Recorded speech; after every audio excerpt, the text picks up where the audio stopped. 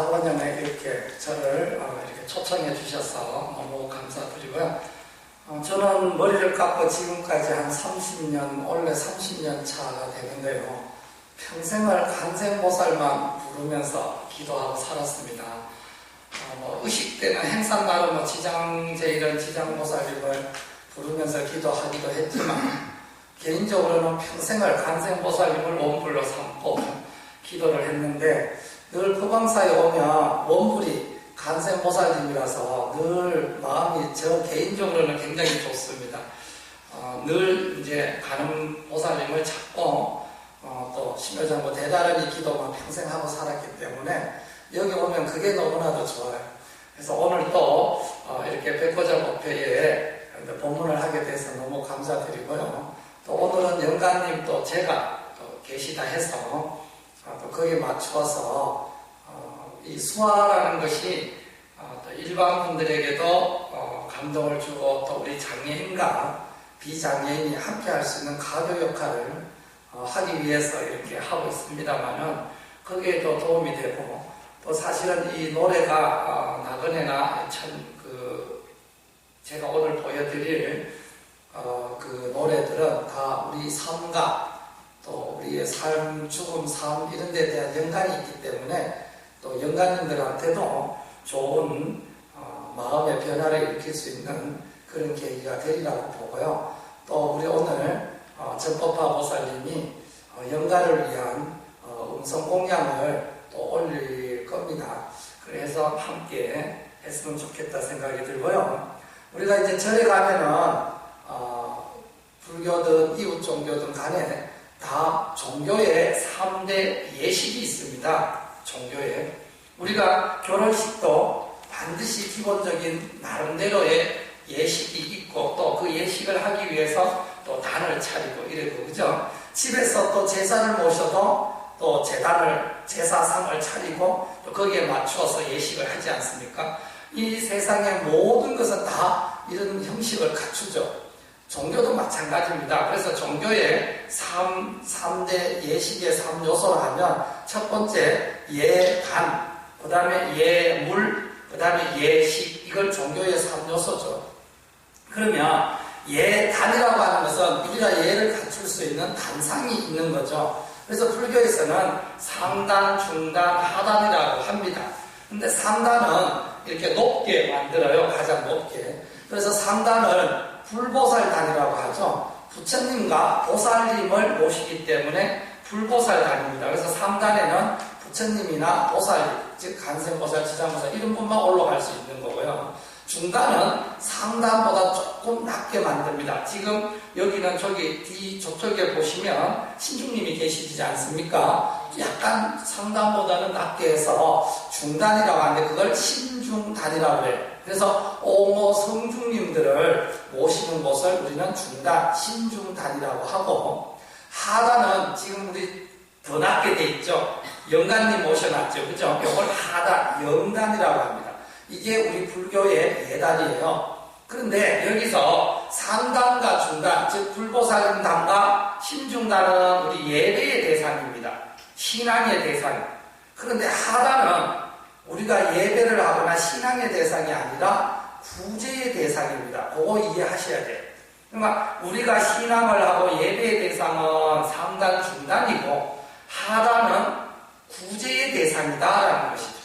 그래서 하단에 영가님을 모시고 그 영가님을 구제하기 위해서 우리가 의식을 행하고 하는 겁니다. 그걸 좀 이해하시고요. 그러면 이렇게 단을 만들어졌으면 가만히 놔두면 안 되죠.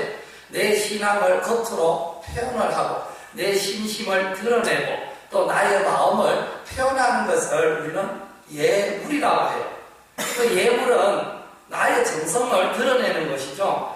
아무리 신심이 있어도 내가 정성을 표시를 안 하면 모르죠. 우리가 마을에서도 부부간에도 사랑하지만 표시를 안 하면 사랑하는지 안 하는지 몰라요.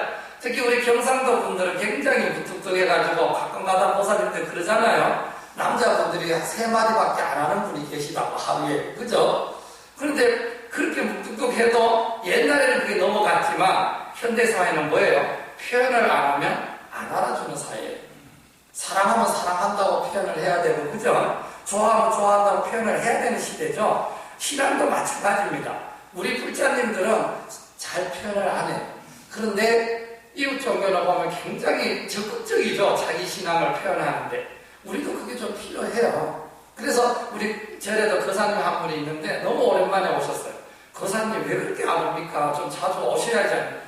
뭐라 그러시냐면, 저는 바빠서 못 와도 마음은 항상 진홍사에 있다고 이래요. 진홍사에 있으면 뭐예요? 돈도 하나 안 가져온다. 그죠? 와서 떡이라도 하나 올려요. 그걸로 신도들 나눠 먹고, 또 그렇게 불전이라도 내야 그걸로 포효를 할 건데, 백날 진홍사만 생각하고 오지도 안 하면 뭐 의미가 있나요? 표현을 해야 돼요, 표현을. 그러면 그 표현하는 기본 공양이 예물인데, 그걸 불교에서는 육법공양이라고 하는 거예요. 그래서 늘 육법공양 올리시잖아요. 우리 여기 지금 법왕사도 아마 행사하실 때 육법왕 올리고 하실 거예요. 그죠? 네.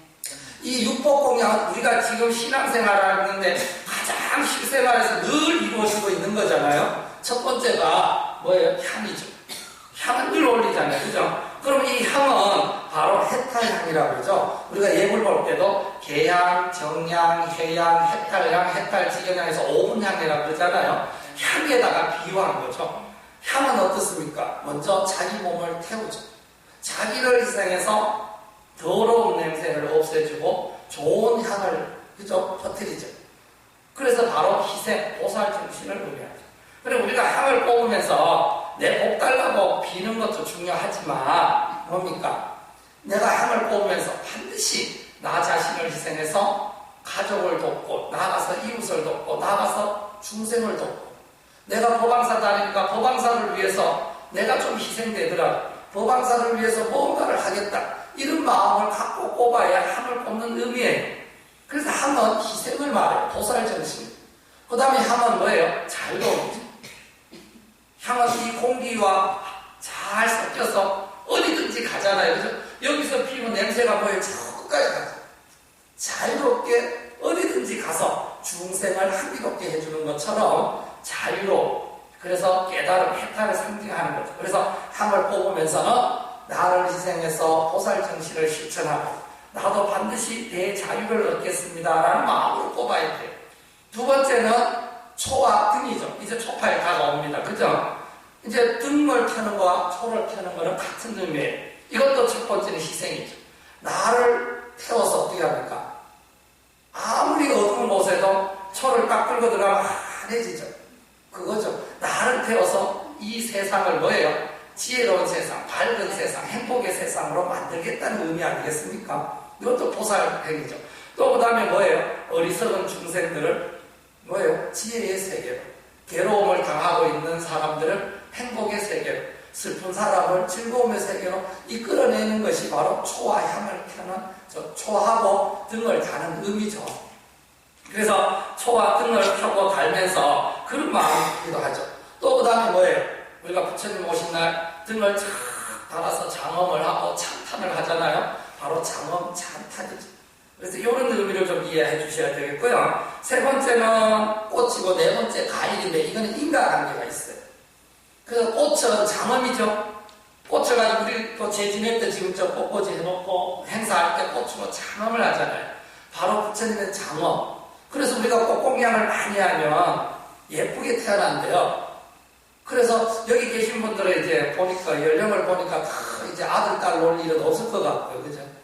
이제 손주가 태어나야 될 것 같은데 손주 예쁘게 태어나려면 꽃공양 많이 하셔야 돼요. 아니고 또 다음 생에 내가 다시 태어나야 되잖아요. 우리는 윤회를 믿는 종교니까 태어날 때 장동건이나 이영애처럼 태어나려면 꽃공양 많이 하셔야 돼요.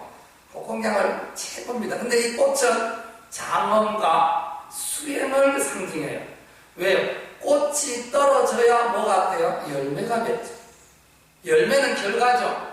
그럼 우리가 신앙하는 거는 바로 깨달음을 이루고 업장이 소멸해서 소원을 성취하는 데 목적을 두는 거잖아요. 그 결과를 얻으려면 뭐예요? 과정이 있어야 되죠. 그 과정이 신앙이고 수행이죠. 그러면 내가 신앙을 하고 수행을 하는 것이 꽃이에요. 꽃이 몽우리가 맺히면 점점 커지잖아요. 커져가지고 딱 떨어지죠. 마찬가지죠. 내가 기도를 하고 수행을 해서 신앙을 해서 이게 점점 커지면 폭이 쌓이고 그러면 뭐예요? 열매가 맺어져. 종교적 체험을 얻고 결과가 이루어지는 거예요. 그래서 반드시 꽃은 굉장히 중요해요. 그래서 꽃을 올리면서 나도 부처님을 장엄하고 또 내가 다음 생에도 또 잘나고 그죠? 그러면서 내가 수행을 해서 반드시 결과를 얻겠습니다라는 다짐으로 올려야 되고요. 가일은 네 번째 가일은 결과죠. 그래서 보리 가라. 아까 이야기했듯이 한눈 해탈량이고 등과 초는 반야의 등이라고. 반야는 지혜잖아요. 그래서 아무리 어두운 것도 등을 달고 초를 펴면 하늘듯이 반야등이라고. 꽃은 만행하라. 만행은 우리가 스님들이 수행하는 것이 만행이잖아요. 그래서 만행하라. 가일은 보리가라. 깨달음의 열매를 해서 보리가라라고 한단 말이에요. 그래서 반드시 저도 종교적 체험을 얻고 그리고 깨달음을 이루겠습니다라는 마음을 갖고 가위를 올려야 돼요. 그 다음에 이제 우리가 다섯 번째는 감로다라. 그래서 간센보살님은 감로수병을 손에 들고 있잖아요. 천수경에서 우리가 군다리보살 마하사라고 외우지 않습니까? 그 군다리를 번역하면 감로수잖아요. 그러면 그 감로수를 한 모금만 마셔도 육체적, 정신적, 마음적 모든 번뇌들이 다 깨끗이 낫는 게 감로수거든요. 그것이 바로 부처님한테 올리는 감로수죠. 옛날에는 다 차를 다려서 일일이 올렸지만 요즘은 좀 번거로워서 그런지 그냥 깨끗한 청수를 올리죠. 그래서 청정수를 올린다. 그렇게 이야기 하잖아요. 그거는 바로 한 모금만 마셔도 내 마음과 육체의 병이 다 사라져서 행복이 그대로 오는 것이죠. 그래서 모든 중생을 다 편안케 하고 그들을 행복의 세계로 끌어가고 다 만족을 얻고 깨끗함을 얻도록 하는 개념이라고 보시면 되겠죠. 그 다음에 마지막으로는 쌀입니다. 그래서 우리는 이걸 선열미라, 우리가 법력이라고 하죠. 그리고 법열이라고 이야기하죠. 이 법열을 얻는 것을 말합니다. 그러면 우리가 음식은 가지가지 음식을 먹으면 즐겁잖아요. 또 내가 좋아하는 음식을 먹을 때는 더 즐겁고 이와 마찬가지로 부처님께 쌀의 바지를 올리는 것은 바로 이러한 기쁨, 한의를 성취하는 거죠. 나도 기쁘고 중생들도 기쁘고 그런 마음으로 올리면 좋겠다라는 생각입니다. 그래서 이걸 육법공양이라 해서 우리 신앙에서는 늘 생활하고 있는 겁니다. 요즘은 우리 모든 불자님들이 돈으로 대신하고 사찰에서 그걸로 육법공양을 올리고 있습니다만 직접 올리는 것은 굉장히 중요한 문제라고 봅니다. 그래서 늘 하시고요. 우리가 신앙이라는 게 그렇지 않습니까? 자, 그래서 이 육법공양을 우리는 예물이다라고 합니다. 그래서 이 예물을 그러면 내가 신앙을 겉으로 표현을 했습니다. 그러면 가만히 있으면 종교적 체험이 올까요? 아니에요. 내가 신앙을 부처님에게 올리고 표현을 했으면 그 다음에는 뭐예요? 수행을 해야 돼요. 그걸 예식이라고 해요. 그래서 오늘 오셔가지고 이 법회 예식을 했고 좀 이따도 제사를 모시면 그 여법하게 예식을 치르잖아요. 이런 예식이 필요해요. 그 예식을 하나하나 세부적인 예식은 오늘 설명을 못하더라도 크게 보면 삼일행법을 닦아야 된다는 겁니다. 그래야만이 결과가 와요. 삼일행법이라고 하는 것은 신, 몸, 구, 입, 의, 생각과 마음 이걸 삼업이라고 하죠. 우리가 선업을 짓든 악업을 짓는 기간입니다.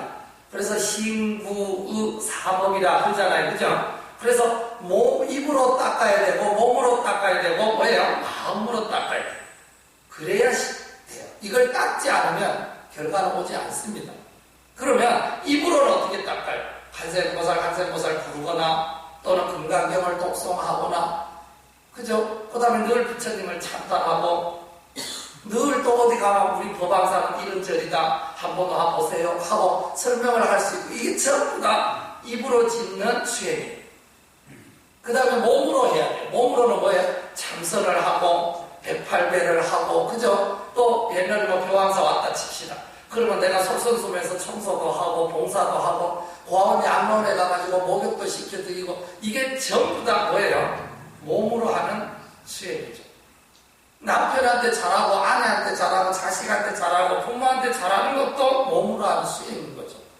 그걸 우리가 꼭 절에 와서 해야만 되는 건 아니죠. 그죠? 늘 생활할 수 있는 겁니다. 이것을 바로 몸으로 하는 수행이에요. 그 다음에 세 번째는 그 마음과 생각으로 해야죠. 늘 마음이 부처님과 함께하고 내가 집에 있더라도 부처님과 함께하고 또 나는 법왕사 다니는 신도니까 법왕사와 함께할 수 있는 마음을 늘 갖는다면 이게 의업이 되는 것이죠. 이 세 가지가 이루어져야 결과가 나타나요. 종교적 체험이 이루어지죠. 그러면 왜 우리는 이렇게 3단이 설치가 되고 육법 공양을 올리고 삼미래법을 닦느냐라는 것이죠. 그것은 딱 두 가지 때문입니다. 하나는 우리가 현실적 목적이 있습니다. 현실적 목적은 우리가 이렇게 신앙을 하는 이유가 현실적 목적은 업장 소멸과 소원 성취 때문입니다. 아마 이것 때문에 대부분이 절에 오실 거예요. 뭐 이웃 정도도 마찬가지고 그죠? 업장 소멸과 소원을 성취하기 위해서 옵니다. 그게 현실적 목적입니다. 현실적 목적이 그걸 이루기 위해서는 바로 아까 이야기한 3단, 육법 공양, 삼미래법을 행해야 됩니다. 그러면 이루어지죠. 업장이 녹아야 소원이 성취되는 거예요. 그런데 우리가 조금 이해해 보아야 되는 건데요. 그러면 과연 그렇게 옵니까? 불교는 인간을 믿어야 되는 종교죠. 반드시 원인이 있으면 결과가 있습니다. 그걸 확실히 믿고 신앙을 하셔야 되죠. 그래서 내가 반드시 이렇게 육법공양을 올리고 삼미력법을 닦으면 반드시 이루어지게 되어 있습니다. 밀양이라는 옛날에 그 담양에 그 유명한 절이 하나 있는데요. 거기에 내려오는 사기에 보면 재밌는 이야기가 하나 있어요. 그 절이 이제 중창이 된 이야기인데, 중창된 이야기가 이제 적혀 내려오는 건데요. 하루는 이제 그 절의 스님이 한 분이 이제 열심히 수행을 하고 있었는데, 노보살님이 오셨어요. 거벅머리 총각 자녀가 하나 있는데, 생긴 것도 못생겼고, 돈도 없고, 그런데 장가갈 때가 지났는데도 장가를 못 가요. 그래서 이 노보살을 오셔서 주지스님과 상의를 했습니다. 어떻게 하면 좋을까? 그래서 스님께서 정성껏 공양을 올리고 기도를 하십시오. 그러면 될까요? 믿고 하세요. 그래서 이 보살님은 스님 말을 믿고 자기가 그동안 삿바라지를 하고 남의 일 해가지고 벌어서 겨우 밭 한 떼기를 사놨는데 그 밭을 그냥 스님에게 다 넘기고는 하루도 안 쉬고 매일 와가지고 천배스 절을 하고 한생보살을 부르고 100일 기도를 했어요. 스님 말 믿고 그래 했는데 60일이 넘었으자 아들이 아프기 시작해요. 80일이 넘어지니까 백약이 무효요. 아니 아들 장가 보내달라고 잘 풀리라고 전재산 갖다 바치고 기도했는데 아니 오히려 아파요. 100일째 딱 되는 날 죽어버렸어요. 그래서 와서 스님 맥살을 잡고 이런 사기꾼이 있느냐 하고 욕을 퍼붓고 난리가 났습니다. 막 울고 불고. 그렇게 하고 나면 스님이 방에 와서 생각해보면 부처님이 나를 속인 건지 내가 경전에는 인과가 분명하고 반드시 원인을 심으면 결과가 오는데 어떻게 이럴 수가 있는가? 좋은 일은 하나도 안 일어나고 그죠? 그만 스님이지만 부처님한테 실망. 그 다음에 그 소문이 퍼질까 절에 신도도 별로 안 거기 동네 살 수가 없어. 사기친 것밖에 안 돼. 그래서 스님이 고마워 보따리를 걸망을 메고 떠나는데 어찌나 부처님 몇 가시든지 경상도 말로 도끼를 들고 가고 부처님 이마에다 탁 짜버렸어요. 그래 도끼가 그냥 이마에 탁 꽂혔는데 그대로 그냥 떠나버리고 나니까 이 절이 그냥 펴가지고 그리고 나서 세월이요 20년이 흘렀습니다. 20년. 그랬는데 20년이 흘렀는데 이 스님은 이제 노 스님이 돼갖고 돌아가신 날이 이제 얼마 안 남았어요. 그런데 늘 마음에 걸려요. 올 때 부처님 머리에 도끼 탁 꼽아놓고 온 게 가가지고 참회하고 그거 도끼 빼고 그렇게 하고 내가 죽어야 되겠구나 하고 이제 거기에 오는 길이고 마침 그 담양에 사또가 새로 부임을 하는데 나이가 20살 어린 사또.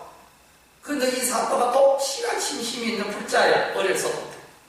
근데 그 부임에 오자마자 이 동네에 어떤 절들이 있느냐 하니까 이방이 이런 절들이 있는데 그 중에 이런 절이 있는데 이 절은 이런 사연이 있었는데 지금 폐허가 됐습니다. 그래, 그러면 그 절부터 가보자. 그 절을 복원을 해야 되겠다. 그래 이제 이방하고 쭉 가고 이 스님은 이제 그 부처님 정리하고 이제 죽겠다고 오고 그러다 길에서 만났어요. 독실한 심심이 있으니까 어떻게 해요? 말에서 내려서 그냥 땅바닥에서 스님에게 절을. 그래서 스님 어디 가십니까? 저는 그 절에 갑니다. 나도 그 절에 가는데. 그래 같이 가셨어. 아니 그러니까 진짜 뭐 온천지 거미줄이 있는데 부처님 머리 아직까지도 뭐예요? 도끼가 탁 꽂혀 있어요. 그래서 그 도끼를 빼니까 스님 빼니까 빠지지를 않아요. 그래서 사또 보고 이거 좀 도와주시면 안 되겠습니까? 두 번을 탁 빼니까 도끼가 탁 빠지는데 도끼에 글이 적혀 있어요. 하주, 시주, 삼봉이요. 무슨지 아시겠어요? 하주가 뭐예요? 하주는 건한 사람이 하주죠. 시주는 뭐예요? 돈을 낸 사람이 시주죠. 누구예요? 사또는 누구예요? 시주고. 스님은 뭐예요? 하주죠. 건했으니까 기도하라고. 그런데 시주는 뭐예요? 땅 갖다 바친 사람 아니에요. 누구예요? 바로 그 죽었어요. 죽은 아들이. 무슨지 아시겠어요? 네. 왜 그렇게 되느냐? 살아가지고는 도저히 뭐예요? 장가도 못 갈 뿐만 아니라 안 돼. 방법이 없어. 나이도 많지, 못생겼지, 돈 없지, 누가 시집와요? 도저히 안 되니까 뭐예요? 죽어갖고 몸을 바꿔서 나온 거예요. 무슨 말인지 아시겠습니까? 네. 절대로 인간은 거짓이 없어요. 다만 그게 금방 나타나느냐, 나중에 나타나느냐 차이뿐이지. 이해가 됩니까? 네. 그렇기 때문에 믿고 하셔야 돼요. 언제 나타나도 나타납니다. 내가 지하고 보세요. 죽은 다음에 나타나잖아요. 하주, 시주, 삼공이 다. 이해가 되시죠? 그게 중요합니다. 그래서 믿고 이 공양을 여기 범왕사도 불사가 지금 많이 이루어지고 있는데 우리 불자님들이 주지스님하고 힘을 탁 합쳐가지고 열심히 육법 공양 올리고 삼미리법 닦으면요 반드시 옵니다. 그게 이제 명심해 주셔야 되는 거예요. 두 번째는 궁극적 목적이죠. 궁극적 목적은 뭐예요? 깨달음이죠. 우리의 최종 목적은 내가 깨달아서 부처가 되는 거예요. 그러면 그게 궁극적 목적이지만 그거는 금방은 안 되죠. 그런데 업장이 자꾸 높다 보면 언젠가는 뭐예요? 깨달음의 세계로 가게 됩니다. 그게 이제 굉장히 중요하죠. 그래서 우리가 기도를 하거나 제사를 지내거나 이렇게 법문을 듣거나 이럴 때 정성을 다해야 돼요. 그리고 이제 불사에 동참할 때도 신심으로 동참하셔야 돼요. 많고 적고가 아닙니다. 그죠? 믿음을 갖고 해야 돼요. 그런데 우리 이제 절에 이렇게 가끔 보면 우리 업이 다 달라요. 그래서 나타나는 결과가 다 다르게 나타나죠. 다 다르게. 왜 그러냐면 두 가지가 있어요. 똑같이 100일 기도를 했는데도 어떤 사람은 이루어지고 어떤 사람은 안 이루어지는 것은 첫 번째는 뭐예요? 그 사람의 업이 다르다. 예를 들어서 A라는 사람은 악업이 100이나 되고 B라는 사람은 악업이 10밖에 없다. 그러면 똑같이 100일 기도하면 선업이 10이 만들어졌으면 악업이 10밖에 없는 사람은 업이 다 녹아버렸죠. 그러니까 이루어지죠. 근데 악업이 100인 사람은 이제 10밖에 소멸이 안 됐으니까 이루어지겠어요? 안 이루어지겠어요? 안 이루어지죠. 그럼 그 사람은 자기 자신을 돌아보고 더 수행을 해야 되는 거죠.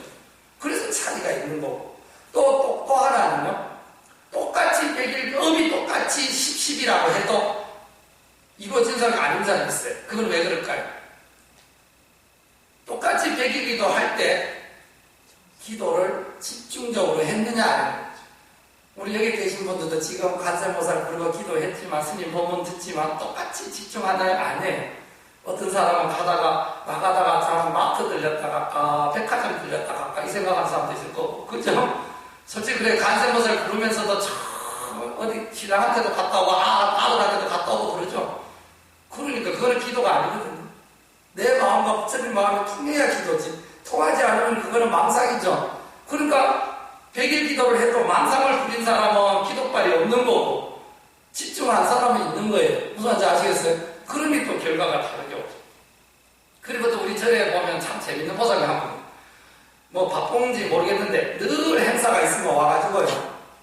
스님, 회비는 줘요. 회비 딱 내놓고 스님, 내가 굉장히 바쁘거든요. 우리 집 주방 꼭 좀 해주세요. 하고 가버려요. 어찌나 맨날 바쁜지. 그래도 꼬박꼬박 행사날 안 오는 날은 없어. 오는데 맨날 와가지고는 바쁘다고 회비만 내고 가요. 근데 그 보살님이요, 불행한 일이죠. 남편이 법원에 고소당하고 막 사업이 망하게 생겨. 그냥 발등에 불이 떨어지나 하니까 막 매일 와가지고 울면서 막 청대석하고 막 내가 울면서 절을 하고 막 그래. 그러더니 어느 날 한 일주일 열심히 하더니 어느 날 새벽에 왔어요. 스님 큰일 났어요. 왜? 밤에 꿈을 꿨는데요. 막 부처님 꿈 얼마나 답답해서 막 열심히 했으면 꿈에도 막 기도를 했겠어요. 꿈에도 기도를 하고 있는데 부처님이 오시더니 막 이거 도와주세요. 제발 남편 좀 빨리 좀 해결하게 해주세요 했더니 부처님이 야야 내가 굉장히 바쁘거든 나한테 보자. 부처님이 뭔지 아시겠어요? 그러니 우리가 그렇게 신앙하면 안 돼요. 마음을 먹고 왔으면 끝까지 열심히 하고 그렇게 가야 돼요. 무슨 지 아시겠어요? 부처님도 바빠요. 그 바쁜 사람 도와주겠어요? 안 도와줘요. 그러니까 정성껏 하셔야 돼요. 자, 그거 뭉쯤해 주시면 감사하고요. 그래서 우리는 이렇게 공양을 올리고 삼밀법을 닦아야만이 된다. 그런 이야기를 하고요. 우리가 그렇게 해서 부처님한테 올리는 공양도 많죠. 우리가 프린트물에도 프린트물이 아니고 저기 올리는 광주에 처음에 공경할 경자를 써서 경공양이 있어요. 이거는 사찰을 건립하거나 종을 만들거나 불상을 만들거나 이런데 공양 올리는 것을 공경할 경자를 써서 경공양 이렇게 이야기하고요. 그 다음에 행할 행자를 써서 행공양이 있어요. 행공양은 뭐예요? 봉사활동을 하고 또 그 다음에 도량을 청소하고 뭐 이런 것들을 행공양이라고. 그 다음에 이제 우리가 이때 이자를 써서 이공양이 있어요. 이공양이 바로 조금 전에 설명한 육복공양을 올리는 것이 이공양이에요. 그래서 우리는 절에 다니면서 이러한 세 가지 공양을 올리게 되어 있습니다. 그래서 정성껏 하시면 반드시 이루어지리라라고 봅니다. 그리고 이제 마지막으로 제가 오늘 저는 이렇게 신앙생활을 하면서 기도를 늘 1080배 기도를 하고 있습니다만은 제가 가장 탐진치 삼독 중에 가장 저는 뭐 우리 여기 지지스님 뭐가 가장 힘든지 모르겠습니다. 저는 탐진치 삼독 중에 가장 힘든 게 화내는 거예요. 그게 초등학교도 안 끊어져요. 30년을 승려 생활을 했는데도 이 욕심도 좀 조정이 되는 것 같고, 그죠? 탐욕도. 그 다음에 어리석음도 조금 조정이 되는 것 같은데 이 화내는 거는 이 조정이 안 돼요. 저 같은 경우에는. 그래서 늘 참여하면서 하는데도 잘 안 됩니다. 근데 이렇게 공부를 하다가 너무너무 재밌는 걸 봤어요. 그래서 오늘 프린트물을 해왔거든요. 그래서 우리 여기 계신 스님, 도사님, 보살님들 다 요거 집에 저는 요걸요 제 컴퓨터 앞에다가 이렇게 붙여놓고 하루에 한 번씩 읽어요. 제 마음을 좀 다스리려고. 근데 너무 참 좋은 것 같아요. 글귀가. 그래서 이 화를 내기 전에 이 10가지를 좀 생각하면 우리가 화를 안 내고 살 수 있겠다 싶어서요. 그래서 이제 그 첫 번째는 해야만 한다라는 생각을 버려야 된다. 그랬어요. 화가 났을 때 이건 있을 수 없는 일이라 그 사람이 나에게 최소한 이렇게 했어야만 해. 저도 잘 그런 것 같아요. 우리 신도분들이 솔직히 안 오면 그만이고 저를 도와줘도 그만 안 도와줘도 그만 내가 뭐라고 할 수는 없는 거잖아요. 그런데 내가 그 신도분한테 이렇게 기도를 하고 있잖아요. 근데 그 신도분들이 안 도와주면 뭐예요? 원망을 하게 돼요. 그죠? 그게 그거죠. 그 사람이 나에게 최소한 이렇게 해줘야 되는데 이 보살님은 나한테 이렇게 해줘야 되는데 왜 안 해주지? 미운 생각이 들어요. 우리 보살님들도 그런 게 많죠. 가정생활하고 사회생활 하시다 보면 근데 그 사람이 나한테 꼭 그렇게 해줘야 될 이유는 없잖아요. 그죠? 내 욕심이지. 그래서 오늘도 차 타고 우리 저 부부랑 같이 오다가 한 보살을 내가 원망을 했어요. 원망을 그 보살 못됐다. 도와주려면 도와주지 왜 안 도와주냐고 그랬는데 사실 그건 내 생각이죠. 그런 생각을 자꾸 가지면 화가 나죠. 한번 읽어보시면 되고 그 밑에도 보면 내가 삼척벌인데 이런 생각을 하잖아요. 우리 떡이 또 남자분들은 뭐예요? 나이 많이 따지죠. 나이도 어리게 가고 그죠? 그거 아무 의미 없는 그러면 이제 화가 나요. 두 번째 극단적인 표현을 삼가해야 된다. 저 사람하고 내하고 이제 끝이야. 이제 두 번 다시 안 보면 되지 뭐. 이런 마음을 먹으면 화를 더 내게 되거든요. 이제 끝이다 생각해버리면 그런 것이죠. 세 번째, 나 같으면 절대라는 가정을 하지 않는다 그랬어요. 그 사람은 그 사람의 생각이 있고 가치관이 있죠. 내하고 같을 수는 없잖아요. 나는 그렇게 안 살았어. 그러니 너도 그렇게 살아. 이렇게 할 수는 없는 거잖아요.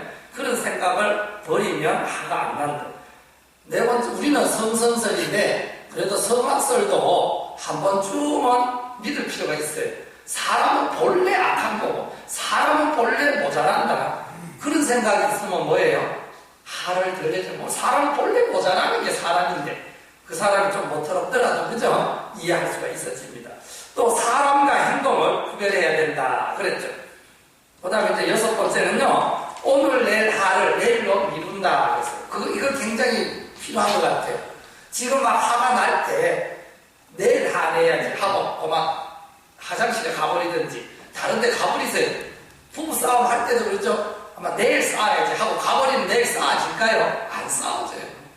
이거는 굉장히 좋은 방법이더라고요. 그래서 저도 요즘 실천하려고 그래요. 화가 막 나면은요, 저는 화장실에 가버려요. 그리고 화장실 갔다 오니까 화가 안 나더라고요. 그래서 이게 필요해요. 그 다음 일곱 번째, 화를 내는 게 어떤 효용이 있는지. 그렇죠? 내가 화를 냈을 때 내한테 이득이 오느냐 손해가 되는가를 한 번만 생각해봐도 화를 안 내게 되겠죠. 그죠? 그 다음에 여덟 번째, 제3자에게 화풀이하지 않아야 돼요. 저도 그럴 때 있어요. 신도분들한테 스트레스 받으면 그걸 우리 절에 일하는 공양주나 복당보살한테 화풀이할 때가 있어요. 근데 이거는 정말 안 좋은 방법이죠. 그죠? 그 다음에 아홉 번째, 좋았던 기억을 떠올려라. 열 번째, 남의 일처럼 생각하는 것도 필요해요. 그죠? 그래서 이러면 우리가 화를 내지 않고 행복하게 살 수 있다 했습니다. 자, 제가 수화를 또 불곡하고 우리가 영가님을 위해서 음성 공양을 올려야 되기 때문에 본문은 여기까지만 하도록 그렇게 하겠습니다. 그래서 이 수화는 청각 장애인의 언어고요. 그래서 그분들은 말을 못 알아듣기 때문에 노래를 수화를 통해서 표정을 통해서 그분들이 노래를 이해할 수 있도록 하는 것이 이제 수화입니다. 그래서 이제 이것을 왜 일반 분들에게 비장애인 분들에게 하느냐? 비장애인 분들이 그들의 아픔을 좀 이해하시고, 그죠? 그들과 함께 나눌 수 있는 마음이 있다면 저는 그걸로서 만족하고요. 또 우리는 사실은 비장애인이라고 정상이다 하지만 사실은 그분들은 육체적 장애가 있을지 몰라도 마음은 오히려 우리보다가 더 여유롭고 착한 사람도 많아요. 부처님은 자비죠. 그러면서 우리가 여기서 그분들의 아픔을 한번 생각해 볼 수 있다면 그걸로 참 좋은 거고요. 또 하나는 오늘 또 영가님들이 또 그 수화를 통해서 또 마음의 평화를 얻고 또 극락왕생하는데 도움이 되면 더 좋고 그렇게 해서 한번 하도록 그렇게 하겠습니다. 자, 준비를 하겠습니다.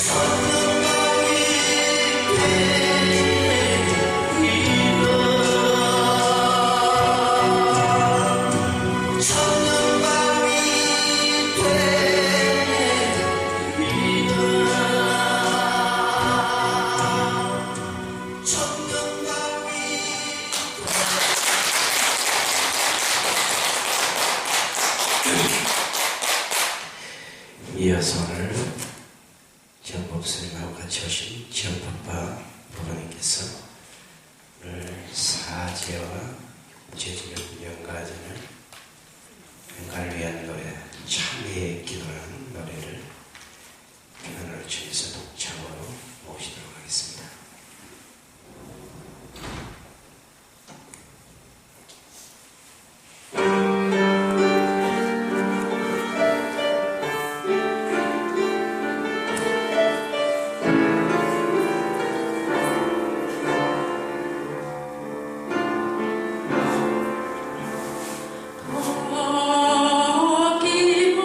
기본하였네